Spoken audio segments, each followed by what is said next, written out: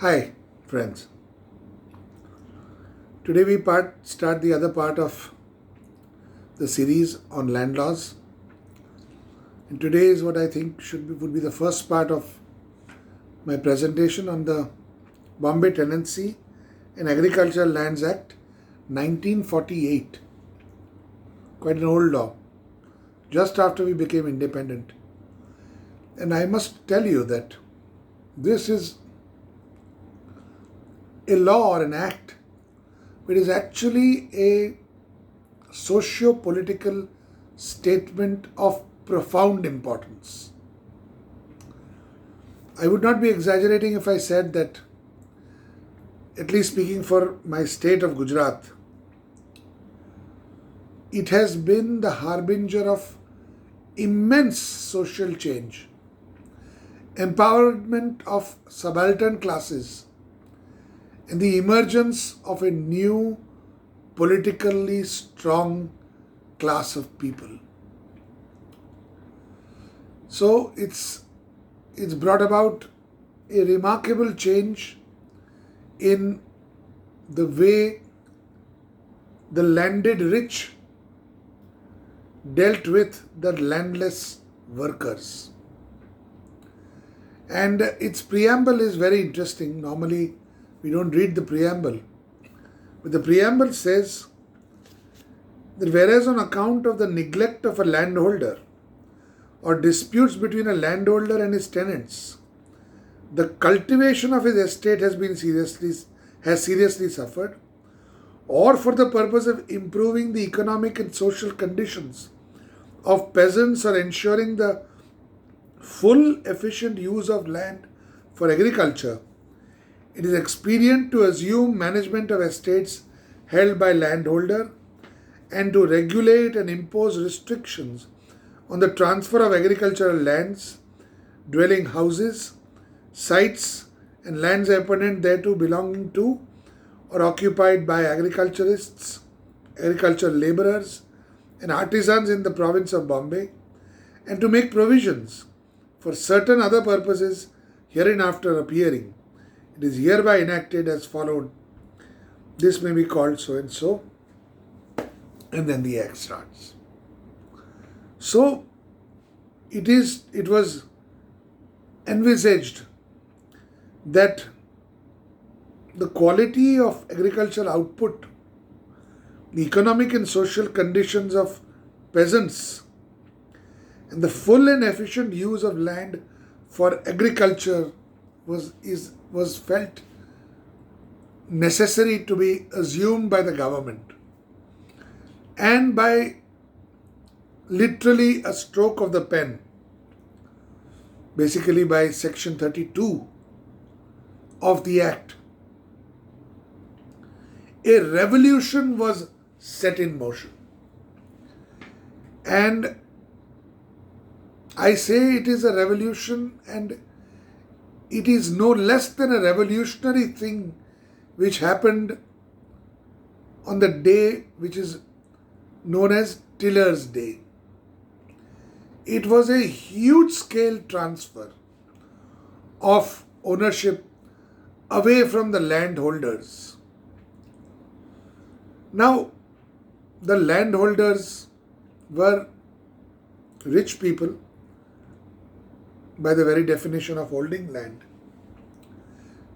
And like all rich people, did not dirty their hands in running the plough, weeding, watering, harvesting. They would usually, the model in Gujarat, elsewhere in India was, the farmer, the actual farmer, the poor man who broke his back and grew food and other crops, would be resident upon the land usually, or in the village next to the land, and he would be working the land along with his family or extended family, and keep a part of the produce of the yield of the land as his share, the rest going to the usually absentee landlord. What this act does is, whoever is the guy who is actually tilling the land, by one stroke of the pen is made the owner. The landlord is gone. Section 32 reads like that. I'll come to it presently. But it creates a slight distinction because it also acknowledges that a farmer, may use the help of others, may have employed laborers. So, when we go to the definition clause, we find the definition clause to cultivate personally. He says whoever is cultivating personally becomes the owner. To cultivate personally, and here in our typical Indian fashion, what is taken away with one hand is given by another. So let me go away from Tiller's Day and today tell you that amongst our lawyers, many of them are agriculturists. Many of them hold agricultural land. Strictly speaking, this law should have divested them of that land, and whoever was a farmer tilling the land should have become the owner. But the definition of to cultivate personally is so deftly worded. It says to cultivate personally means to cultivate land on one's own account by one's own labor or labor of one's family or under the personal supervision of oneself or any member of one family, by hired labor or by servants, on wages payable in cash or kind, but not in crop share. So, you must have heard this English phrase, sharecroppers. It was a common model in America, in England, that the rich landlord would keep a tenant farmer on the land, and the tenant farmer for his labors would keep a share, a part of the crop. That type of relationship is abolished by this act. To go back to our colleagues, they are all agriculturists. Why? Because they are cultivating the land by hired labor or by servants on wages payable in cash or kind. So if you do that, you are an agriculturist. But sharecropping, as was there in 1956 and before that, for hundreds of years, that was abolished. And whoever was a sharecropper on site and cultivating the land became the owner.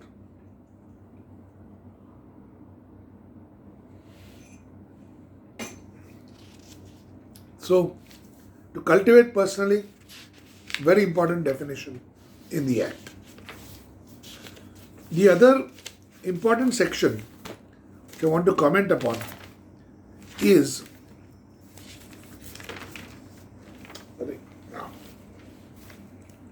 Section 3. See, this law rewrote the relationship between the landlord and the tenant. Therefore, there had to be an out clause from the normal land law, which is the Transfer of Property Act.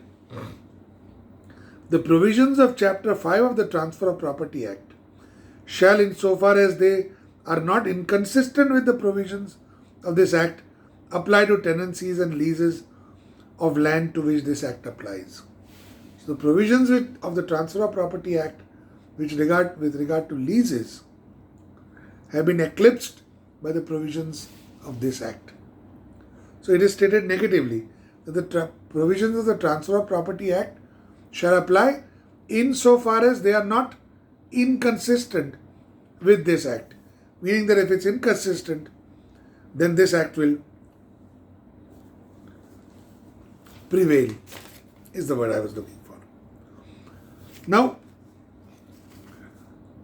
Section 4 says, though of course it's building up to the big bang of Section 32, Section 4 says, a person lawfully cultivating any land belonging to another person shall be deemed to be a tenant if such land is not cultivated personally by the owner, if such person is not a member of one's family, or a servant on wages payable in cash or kind, but not in crop share, or hired laborer cultivating the land under the personal supervision of the owner or the member of owner's family. So again, this concept that sharecroppers will go away,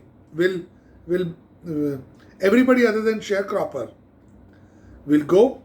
The sharecropper who is on site, he will become the owner of the land.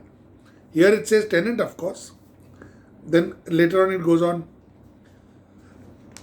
to say more things. Then sections 4b, that the tenancy will not be terminated by a flux of time. That is to say, if it's a tenancy for a particular period, it will not automatically terminate. Then it says that for the purposes of this act, the ceiling area of land shall be, and it introduces the concept that a sharecropper, he may be a tycoon sharecropper, may be cultivating lots of lands with people under him. They said that no, there will be a limit on the amount of land which a tenant can hold. And then those maxima and minima are laid down in Section 5. Then it introduces the other concept, Section 10a. If you remember, I had said personnel primarily responsible for payment of land revenue occurring in the Bombay Land Revenue Code. Whose liability does it become? Earlier it was the person who was the legal owner, in whom the legal estate vested. This section 10a, which was introduced in 1957, says that subject to the provisions of subsection 2, every tenant shall be liable to pay in respect of land held by him the land revenue in accordance with the provisions of the Land Revenue Code, irrigation cess, then cess levied under the Bombay Local Boards Act, and cess levied under the Bombay Village Panchayats Act. So, he was earlier a sharecropper tenant, then he became that permanency of tenancy, sections 4, 5b, tenancy cannot be terminated, then liability of paying land revenue. As you can see, that only the tenant is taking on the color of full possession and ownership rights. Going ahead, there are several other sections. And then the Big Bang section, which is Section 32. Section 32 begins with words which are of huge import. And as I say, they brought about a social revolution, because the agricultural classes, the patidars, patels who were living in villages, usually working on sharecroppers. If you see old litigation, the landlord-tenant litigation would be between the OBCs or the patels on the one hand as tenants, and the moneyed classes, the baniyas, the jains, the brahmins, the parsis, the, as it were, capitalist fat cats who were sitting in their urban centers or semi-urban centers and working the land and let the land work for them and make money for them. The social revolution wrought by these provisions was that those owners were told, okay guys, bye-bye. Now the government deals directly with the person who is tilling the land. And 32 says, on and from the first day of April 1957, hereinafter referred to as the Tiller's Day, every tenant shall, subject to the other provisions of the next succeeding sections, be deemed to have purchased from the landlord free of all encumbrances on the said day, the land held by him. Just imagine, when you thought you were living in a rented house, the law comes and tells your owner, "Ke bhai, tum ab jao," then comes and tells you, "Ke boss, you are the owner now. Maze karo." That is what it did. It completely changed the landscape. And it is still changing the landscape of our country. And one of the earliest manifestations of the land reform laws so precious to our newly independent country's governments. But Section 32, which has suffered, and I say suffered quite advisedly, amendments making it 3.5 pages long. This is the heart of the Tenancy Act. There are other vital organs, the liver and the brain and the lungs. I'll take you to them later. But this is the heart. This is what the Tenancy Act did. Took away from the landlord. Told the tenant, you are now the owner, but, it said, you are not the absolute owner. You can't deal with the land as you wish. You will have to carry out agriculture only. You cannot sell this land to anybody. You can only give it on as mortgage in an agriculture bank and take a loan against that, agriculture loan.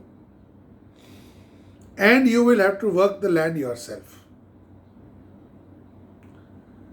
So this completely jettisoned the Transfer of Property Act in its dealings with immovable property. It empowered a class which was hitherto subaltern. It was a depressed, not a depressed class, but it was certainly not in the top echelon.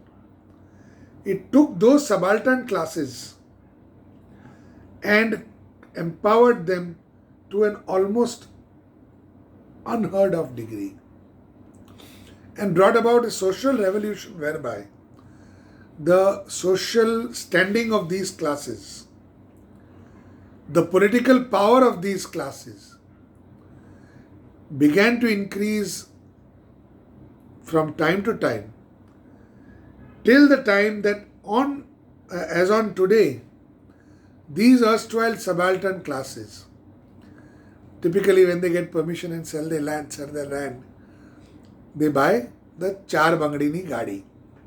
They buy Audis. Because a person who is tilling land 80 kilometers from the city, bare land, hardly used to scratch out a living. Suddenly an industry zone is declared there. And he sells this land for 3.5 crores.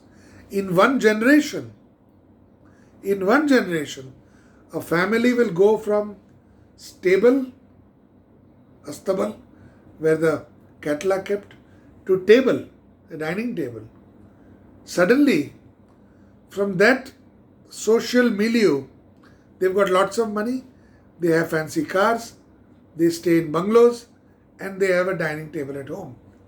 That's what I call the stable to table migration. And it is still taking place. We see around us as more and more rural areas come within the eyes of real estate developers, as they start buying properties which are 60 kilometers from Ahmedabad, 40 kilometers from Ahmedabad, some of the outlying golf clubs, some of the fancy residential developments. When I was in college, we used to go there for a picnic and it took us 2 hours to reach there. Today, Sanand is a suburb of Ahmedabad. And areas around Sanand are where the posh housing societies are coming on. Who owns this land? Who owned this land? This land was all owned by those persons who were sharecroppers, who were mere tenants, who labored on the land. And by this socially revolutionary piece of law, they became the owners of the land. This is the philosophy and social significance of this act. I've just covered till section 32, and it is about 20 minutes, which I think is as long as I should be allowed to bore you in the holidays. So long for now. We'll continue part 2 a little later. Bye.